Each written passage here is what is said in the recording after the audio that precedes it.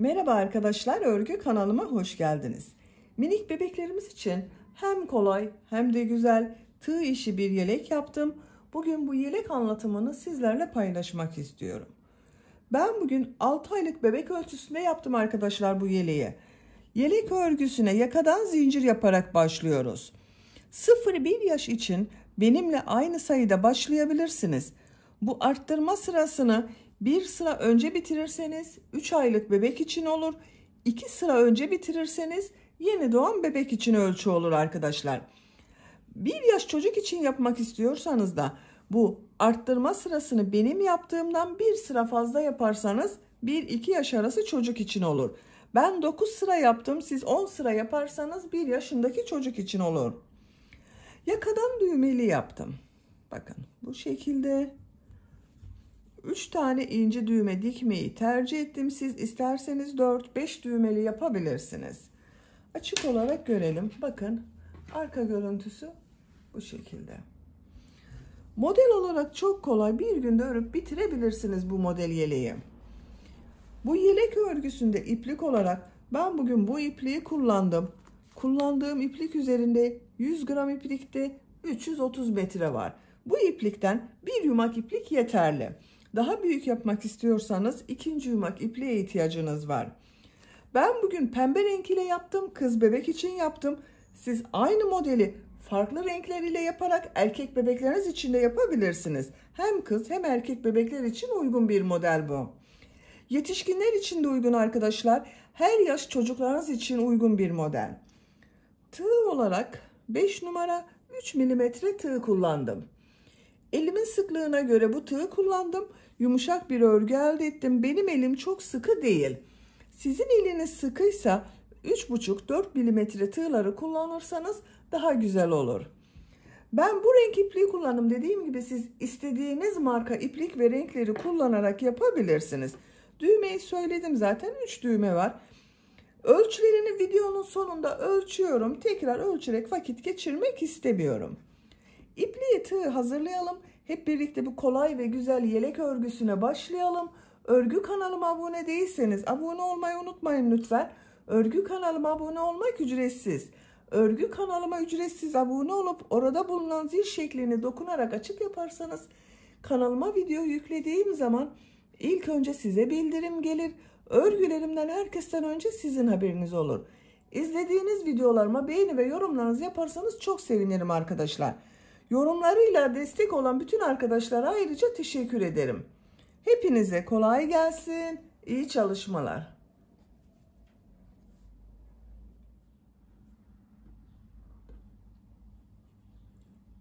Örgüye yakadan zincir yaparak başlıyorum. İlk ilmeği ben bu şekilde yapıyorum. Zincirleri yapmaya başlıyorum. Çok sıkı zincirler yapmıyorum.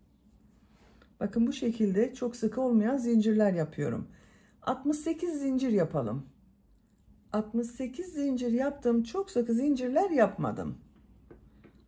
Bu 68 zincirin kaç santimetre olduğunu ölçüyorum. 28 santimetre zincir uzunluğu var.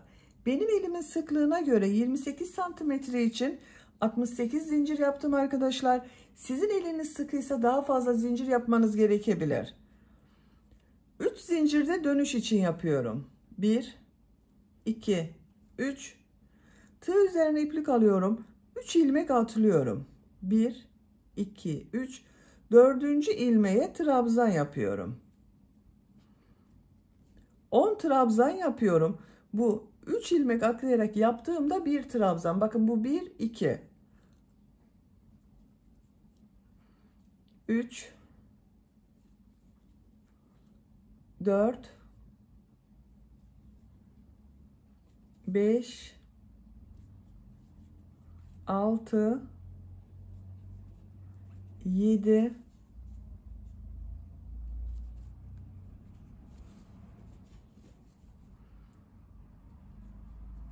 8,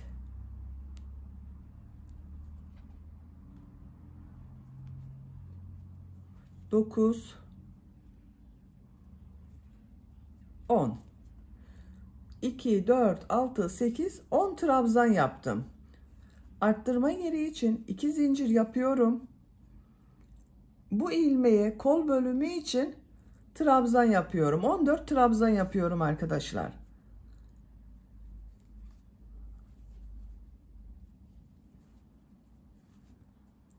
...14 trabzanı yapalım. Kol bölümü için 14 trabzan yaptım. 2, 4, 6, 8, 10, 12, 14. Arttırma yeri için 2 zincir yapıyorum. 20 trabzan yapıyorum.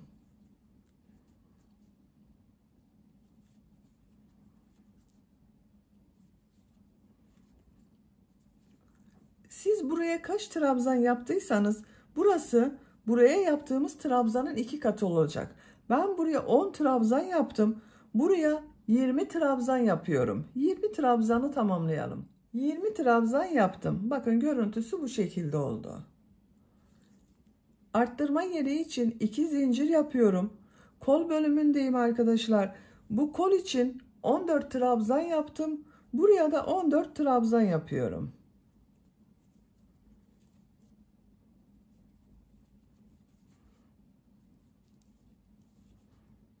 ...14 trabzanı tamamlayalım. Diğer kol bölümü için 14 trabzan yaptım. Arttırma yeri için 2 zincir yapıyorum. 10 trabzan yapıyorum.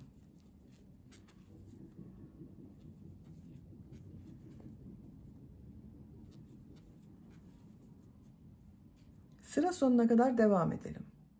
10 trabzanı yaptım. Bu sırada yaka ayrımlarını yaptık. Sıra başında ve sıra sonunda 10 trabzan yaptım. Kol bölümleri için 14 trabzan yaptım. Buraya da bunların ikisi toplamı olan 20 trabzan yaptım. İkinci sıradayım. Bir zincir yapıyorum. Örgüyü çeviriyorum. İlk ilmek üzerine trabzan yapıyorum. Diğer ilmeklere trabzan yaparak devam ediyorum. 10 trabzan yapıyoruz. Bu arttırma zincirine kadar devam edelim. Arttırma zincirine kadar 10 trabzan yaptım. Bu arttırma zinciri üzerine 2 trabzan, 2 zincir, 2 trabzan yapıyorum.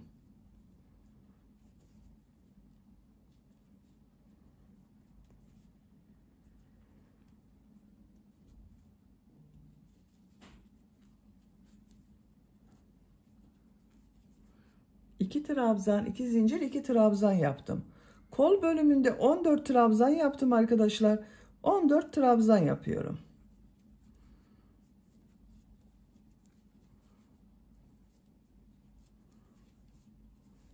Arttırma zincirine kadar devam edelim. Bu arttırma zincirine kadar trabzanlar yaptım. Bu 2 zincir üzerine 2 trabzan, 2 zincir, 2 trabzan yapıyorum. Arttırmaları 2 trabzan, 2 zincir, 2 trabzan şeklinde yapıyoruz. 2 trabzan, 2 zincir, 2 trabzan yaptım. Diğer ilmeklere trabzan yaparak devam ediyorum. 20 trabzan yaptım, 20 trabzan yapıyoruz.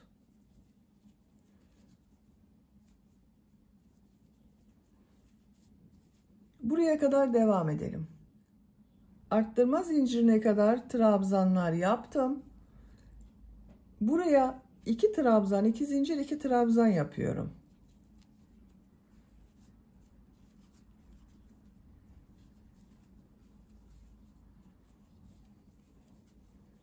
Kol için 14 trabzan yapıyorum. Buraya kadar devam edelim. Buraya kadar trabzan yaptım. Arttırma yerine 2 trabzan, 2 zincir, 2 trabzan yapıyorum.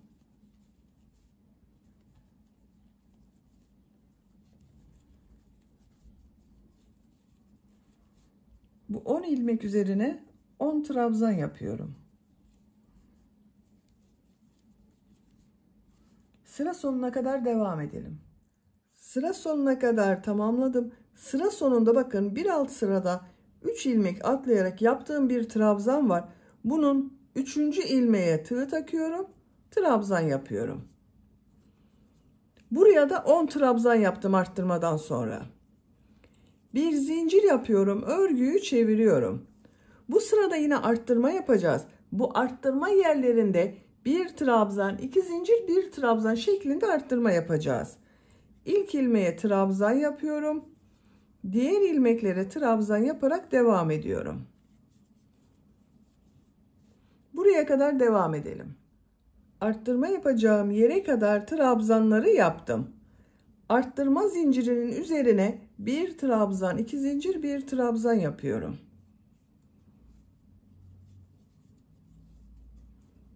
Diğer ilmeklere trabzan yaparak devam ediyorum.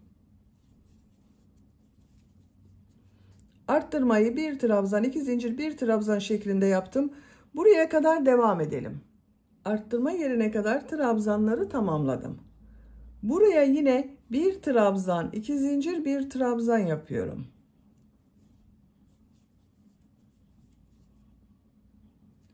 Diğer ilmeklere birer defa trabzan yapıyorum.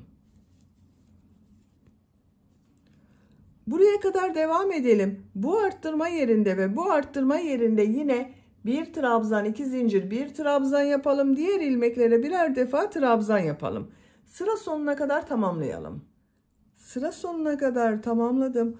Bu sırada bakın bu arttırma yerlerinde bir trabzan, iki zincir, bir trabzan yaptım. Dördüncü sıradayım. Bir zincir yapıyorum. Örgüyü çeviriyorum. Bu sırada arttırmaları 2 trabzan, 2 zincir, 2 trabzan şeklinde yapıyoruz. İlk ilmek üzerine trabzan yapıyorum. Diğer ilmeklere trabzan yaparak devam ediyorum. Arttırma yerine kadar devam edelim. Arttırma yapacağım yere kadar trabzanları yaptım. Arttırma zincirinin üzerine 2 trabzan, 2 zincir, 2 trabzan yapıyorum.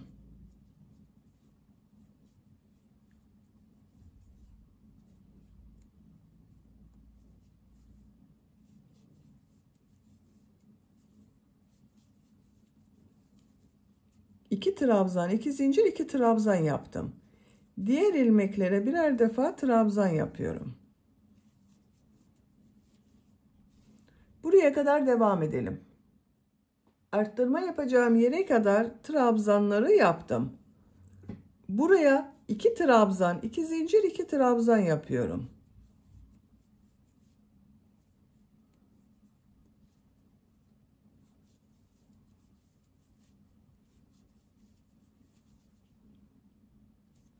Diğer ilmeklere birer defa trabzan yapıyorum. Bakın bu sırada arttırmaları 2 trabzan, 2 zincir, 2 trabzan şeklinde yapıyoruz. Bu arttırma yerinde ve bu arttırma yerinde de 2 trabzan, 2 zincir, 2 trabzan yapalım. Diğer ilmeklere birer defa trabzan yapalım. Sıra sonuna kadar tamamlayalım. Sıra sonuna kadar tamamladım. Bakın arttırma yerlerinde 2 trabzan, 2 zincir, 2 trabzan yaptım. Diğer ilmeklere birer defa trabzan yaptım. Dördüncü sırayı bitirdik. Yakanın görüntüsü bu şekilde oldu.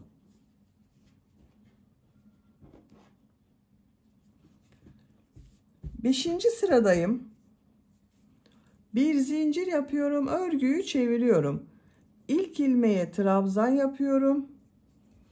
Diğer ilmeklere trabzan yaparak devam ediyorum. Arttırma yerine kadar devam edelim. Arttırma yapacağım yere kadar trabzan yaptım. Arttırma yerine bu sırada bir trabzan, iki zincir, bir trabzan yapıyorum.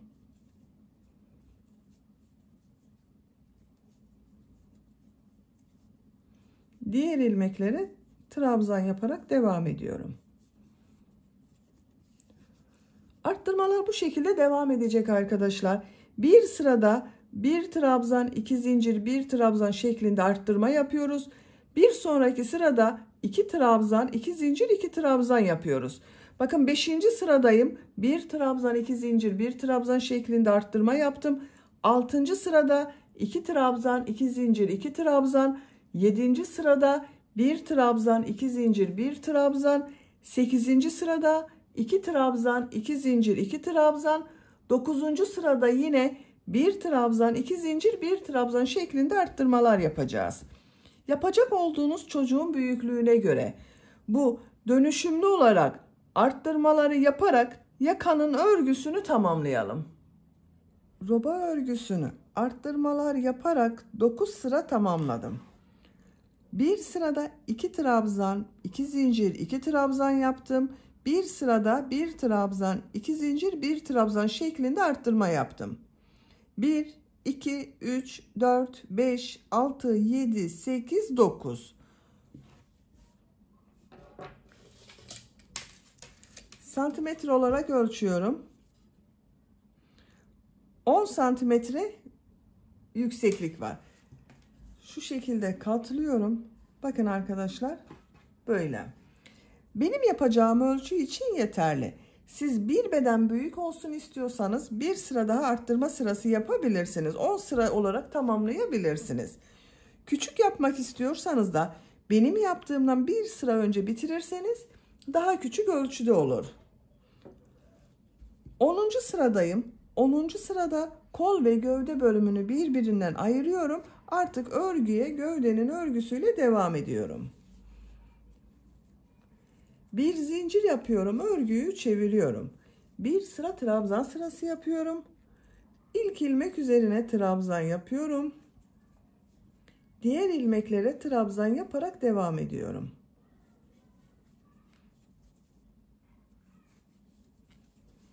Buraya kadar devam edelim. Arttırma yapacağım yere kadar trabzanlar yaptım. Bu 2 zincir üzerine 2 trabzan yapıyorum. Kol altı için bir zincir yapıyorum. Tığ üzerine iplik alıyorum. Kolda bulunan bütün ilmekleri atlıyorum. Arttırma yerine 2 trabzan yapıyorum. Diğer ilmeklere trabzan yaparak devam ediyorum. Bakın, kol bölümünü ayırdım. Ön ve arka bölümü birleştirdim. Buraya kadar devam edelim. Arttırma zincirine kadar trabzanları yaptım. Buraya 2 trabzan yapıyorum. Kol altı için bir zincir yapıyorum. Tığ üzerine iplik alıyorum. Kolda bulunan bütün ilmekleri atlıyorum. Arttırma zincirinin üzerine 2 trabzan yapıyorum. Bakın, diğer kolu da burada ayırdık. Diğer ilmeklere birer defa trabzan yapıyorum. Sıra sonuna kadar devam edelim. Sıra sonuna kadar tamamladım. Bu sırada bakın, kol ve gövde bölümünü birbirinden ayırdım. Ön ve arka bölümü birleştirdim. Artık örgü gövdenin örgüsüyle devam edecek. Bu sırada model yerleştirmeye başlıyorum. Bir zincir yapıyorum. Örgüyü çeviriyorum. İlk ilmeğe trabzan yapıyorum. Tığ üzerine iplik alıyorum. İkinci ilmeğe 2 trabzan yapıyorum.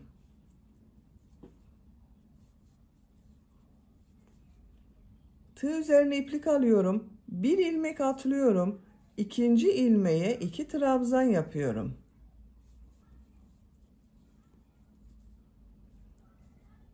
Bir ilmek atlıyorum. 2 trabzan yapıyorum.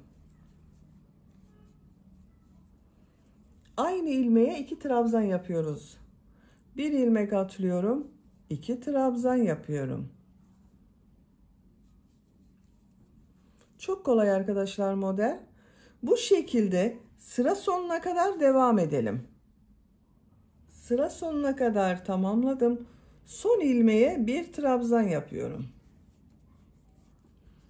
Bu sırada bir ilmeğe 2 trabzan yaptık. Bir ilmek atladık. Bir ilmeğe 2 trabzan yaptık. Model bu arkadaşlar. Bir zincir yapıyorum. Örgüyü çeviriyorum. İlk ilmek üzerine trabzan yapıyorum. Tığ üzerine iplik alıyorum. Bu sırada bu 2 trabzan ortasına, bakın model yaptığımız 2 trabzan var. Bunun ortasına 2 trabzan yapıyorum.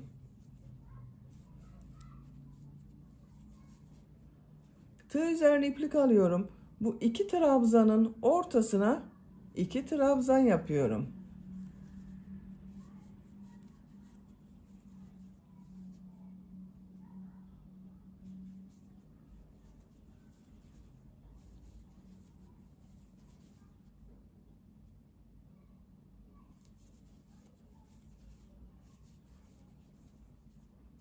Sıra sonuna kadar devam edelim.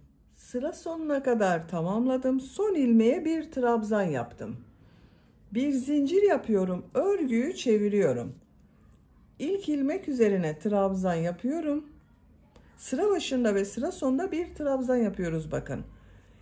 Yine bu 2 trabzanın ortasına 2 trabzan yapıyorum.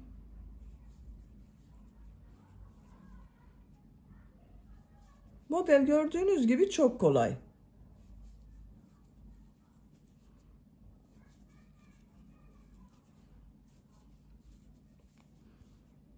Bu şekilde devam edeceğiz arkadaşlar. Sıra sonuna kadar devam edelim. Bir zincir yapıp geriye dönelim. Modelleri tekrarlayarak örgüye devam edeceğiz.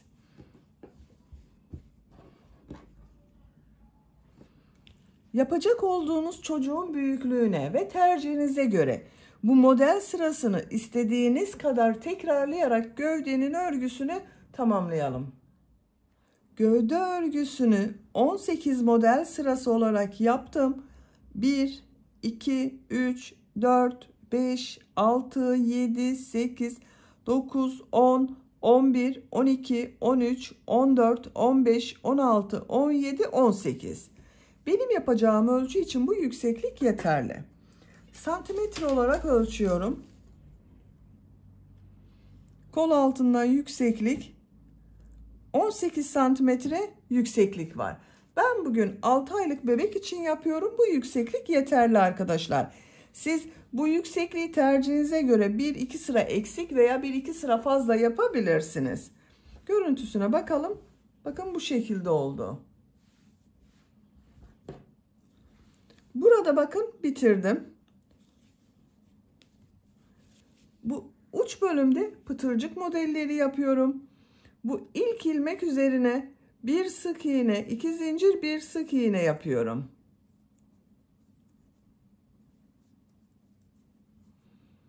Bir ilmek atlıyorum. İkinci ilmeğe bir sık iğne, 2 zincir, bir sık iğne yapıyorum.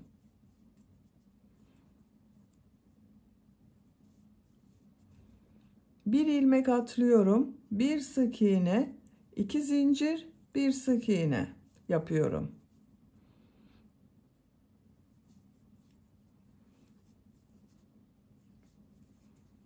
Bakın bu şekilde pıtırcık modelleri yapıyoruz.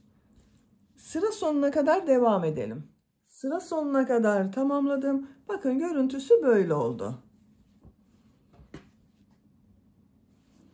Ön patlardayım. Ön patlarda da bu pıtırcık modellerine devam ediyorum. Bir ilmek atlıyorum. İkinci ilmeğe bir sık iğne, 2 zincir, bir sık iğne yapıyorum. Bakın trabzan boşluğunu atlıyorum. Bu ilmeğe bir sık iğne, 2 zincir, bir sık iğne yapıyorum. Pıtırcık modellerini buraya kadar devam edelim arkadaşlar.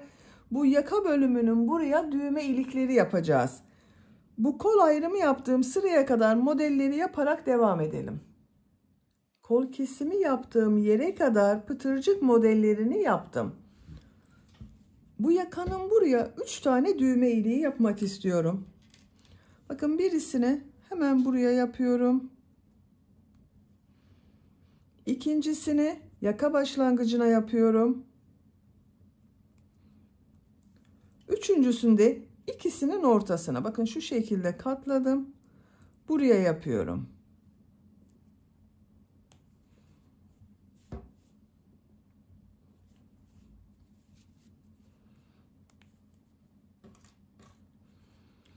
Trabzan sırasını atlıyorum. Bu ilmeğe bir sık iğne yapıyorum. Düğme iliği için 7 zincir yapıyorum.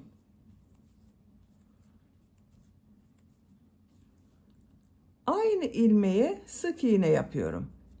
İlk düğme iliğini yaptım. Siz daha büyük düğme dikecekseniz arkadaşlar bunu 8 zincirde yapabilirsiniz.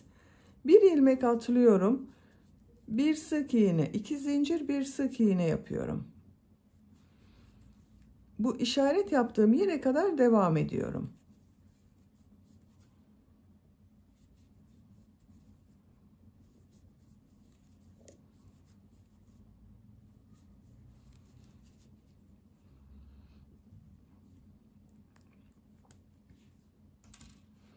Bir, iki, üç pıtırcık modeli yaptım. Buraya bir sık iğne yapıyorum. Düğme iliği için 7 zincir yapıyorum.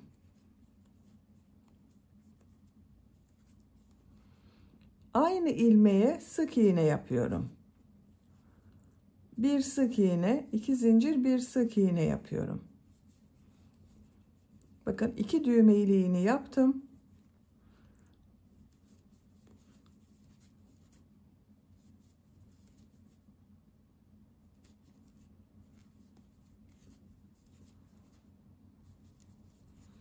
Bu 2 düğme iliği arasında kaç pıtırcık yaptıysak burada da aynısını yapacağız arkadaşlar. Bakın burada 3 pıtırcık modeli yaptım. Buraya da 3 pıtırcık modeli yaptım. Bir ilmek atlıyorum. Bir sık iğne yapıyorum. Düğme iliği için 7 zincir yapıyorum.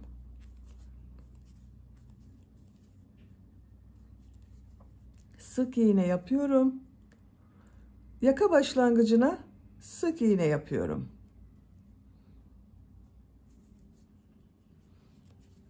Bakın 3 düğme iliğini yaptım. Siz tercihinize göre tamamını düğmeli yapabilirsiniz. Buralarda da 4-5 düğmeli olarak yapabilirsiniz. Yaka çevresinde sık iğne yaparak devam ediyorum. Her ilmek üzerine bir sık iğne yapıyorum.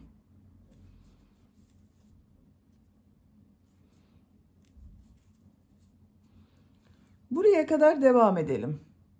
Yaka çevresinde sık iğne yaparak buraya kadar tamamladım. Görüntü böyle oldu bakın. Burada da pıtırcık modelleri yapıyorum. Burada yaptığım gibi pıtırcık modelleri yapıyorum. Düğme iliği yapmıyoruz arkadaşlar. Bu ilmeğe bir sık iğne, 2 zincir, bir sık iğne yapıyorum. Bir ilmek atlıyorum. Bir sık iğne, 2 zincir, bir sık iğne yapıyorum. Bakın bu trabzan sırasına atlıyorum. Bir sık iğne, 2 zincir, bir sık iğne yapıyorum. Sıra sonuna kadar devam edelim. Sıra sonuna kadar modelleri yaptım. Bu ilmek ile ilmek kaydırma yaparak sırayı bitiriyorum. İpliği kesiyorum.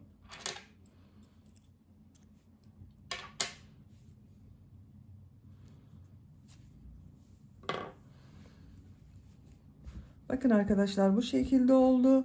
3 düğme iliği yaptık. Buraya düğmelerini dikeceğiz. Şimdi kol örgüsünü yapalım. Kol altından iplik bağlıyorum. Burada yaptığım bir zincir var. Ona iplik bağlıyorum.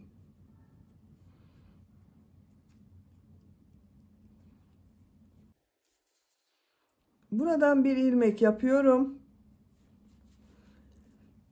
Burada yaptığım pıtırcık modellerini yapıyoruz. Bir sık iğne, 2 zincir, bir sık iğne şeklinde. 2 zincir yapıyorum. Aynı ilmeğe sık iğne yapıyorum.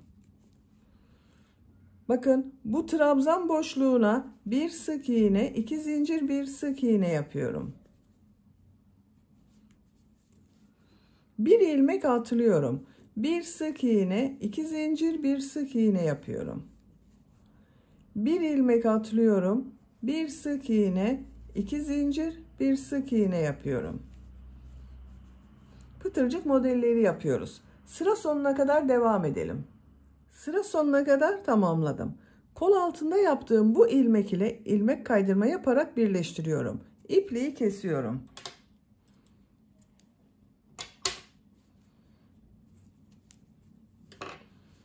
Bakın kol örgüsü bu şekilde oldu. Çok güzel oldu. Diğer kol örgüsünü de ben aynı şekilde başladım. Bakın tamamladım. Böylece yeleğin örgüsünü bitirmiş oldum. Bakın arkadaşlar bu şekilde düğmelerini diktiğimiz zaman kullanıma hazır. Açık olarak görelim. Hem kolay hem de güzel oldu. Bitmiş olarak size ölçülerini söylüyorum. Kol altının buradan gövde genişliğini ölçüyorum. 25 santimetre. Yüksekliğini ölçüyorum. Kol altından yükseklik 19 santimetre. Omuzdan yükseklik 31 santimetre. 6 aylık bebek için güzel bir ölçü oldu. Beni dinlediğiniz ve izlediğiniz için hepinize çok teşekkür ederim. Örgü kanalıma abone değilseniz abone olmayı unutmayın lütfen. Örgü kanalıma abone olmak ücretsiz. Örgü kanalıma ücretsiz abone olup orada bulunan zil şeklini dokunarak açık yaparsanız kanalıma video yüklediğim zaman ilk önce size bildirim gelir. Örgülerimden herkesten önce sizin haberiniz olur. İzlediğiniz videolarıma beğeni ve yorumlarınızı yaparsanız çok sevinirim arkadaşlar. Sizlerle yeni örgülerde görüşmek dileğiyle. Hoşça kalın, sevgiyle kalın.